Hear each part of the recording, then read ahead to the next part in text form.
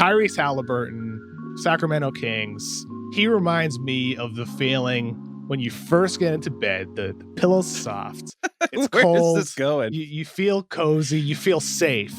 Haliburton should make Kings fans feel safe whenever he's on the court. He should make them feel calm and good, because that's what Haliburton does. He's already one of the game's most reliable playmakers. He does not make any mistakes. He sees passing lanes that most players never do, and he just has a special feel for everything on the court, whether it's cutting off ball, relocating to get open 4-3, deflecting the ball away in transition, making a perfect defensive rotation.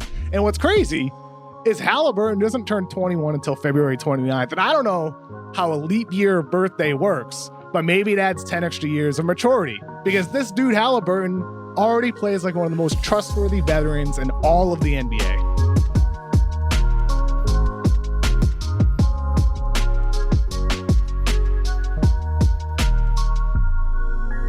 Cassie and I briefly talked about this and we saved it, but something interesting is that among players that classify technically as wings, on a shout out to Ben Falk and Cleaning the Glass, LaMelo Ball and Tyrese Haliburton are like 1 and 2 in the whole NBA in assist to usage. To me, what assist to usage means is that you are a smart enough basketball player that offense flows through you, and that's something that I look for a lot in younger players. It's like, and it's important in today's spread out NBA, because if you're a dead end offensive guy, meaning like you're a guy who like the ball comes to me, I'm going to do something with it, you'd better be pretty damn good at that.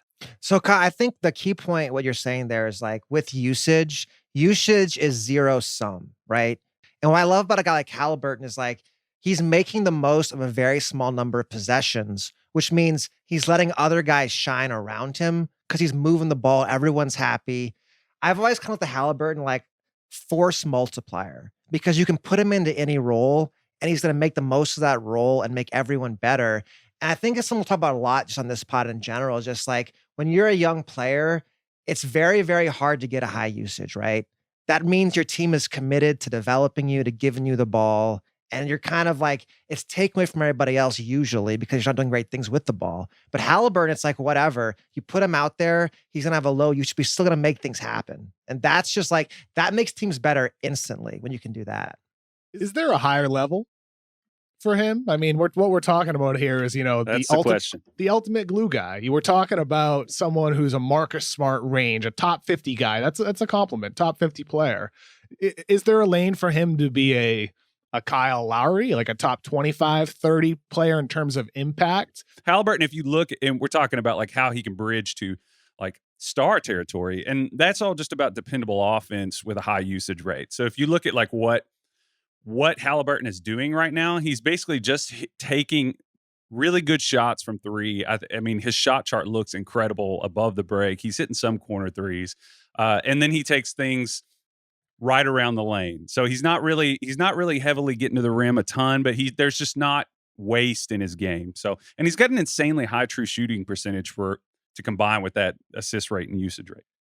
Yeah, I mean, I think like Kyle, it's kind of like LaMelo makes like these wild, beautiful plays. Haliburton, it's just pure functionality. It's like the most efficient possible play is just always kind of happening. And to me, like the biggest thing for him now is to just get more minutes, right? He's averaging 28. He could probably be honestly at 35. Like the way he's impacting the game, and that gets into like a bigger Kings discussion. It's like, where do you find these minutes for Haliburton? And like I'm going through in my head like these lineups. To me, the obvious guy out, it's not Buddy Hield, it's not Harrison Barnes, it's Bagley. I think Harrison Barnes is a 4, Buddy Hield's your 3, Haliburton's your 2, De'Aaron's your 1, Holmes is your 5. To me, that's the lineup. With Sacramento this year, along the lines of what you're saying with lineups, Tjarks, something I looked at in prepping for this podcast was this. I was surprised here. So small sample size in this stat, but the Kings are plus 1.5 when Haliburton's on the floor without Fox. They're a -7 when Fox is on without Haliburton. And they're a -13 when they're both on the court. Really? That does surprise me. I'm surprised by that. Are these negative numbers just because the Kings are, still a young, up-and-coming team? They're not good right now. They're getting better. Or have Fox and Haliburton shown anything when they're on the floor together to suggest that they don't mesh perfectly. That is shocking, though. I'm really, cause I kind of in my head, like whenever I watch the Kings, I feel like Fox and Haliburton play pretty well together. I agree. I'm surprised. I agree. Yep. What do you guys think the most likely roster change is in the near future for them to sort of optimize this fit? Ultimately, I think it's going to have to come down a lot to De'Aaron Fox's own development. He still is a sub 30% three-point shooter. He's had 1 year with a really good percentage. That was his second season when he shot 37% from three. But that might be an outlier year. It just might be. And until he shows that he can be a guy who can reliably spot up as well as do, hit shots off the dribble as well from three, there's going to be those questions about the fit when he doesn't have the ball in his hands, because he needs to become a guy who can be reliable off the ball. And that's the leap I want to see Fox take. He's already so good. Okay. Actually, I was just like kind of looking at the lineup numbers, and I think what's going on, because I do believe in this Fox Haliburton, and I'm motivated reasoning digging through this. And when they're playing with Rashawn Holmes, they're plus 16.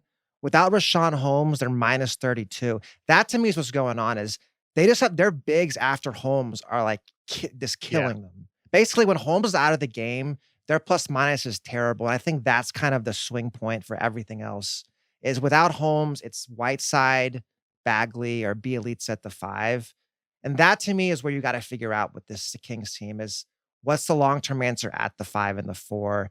And if it's not Bagley, can he be moved? And of course he had the whole thing with his pops, Team Bagley. That didn't help. Let me ask you guys a question. When they're playing together, when Haliburton and Fox are playing together, who is on ball more that you've observed? Fox right now. And that works, because Haliburton can play off ball. We know he's a smart cutter. He's a good spot up shooter. He knows how to do all the things you got to do to play off of a guy who's handling the rock.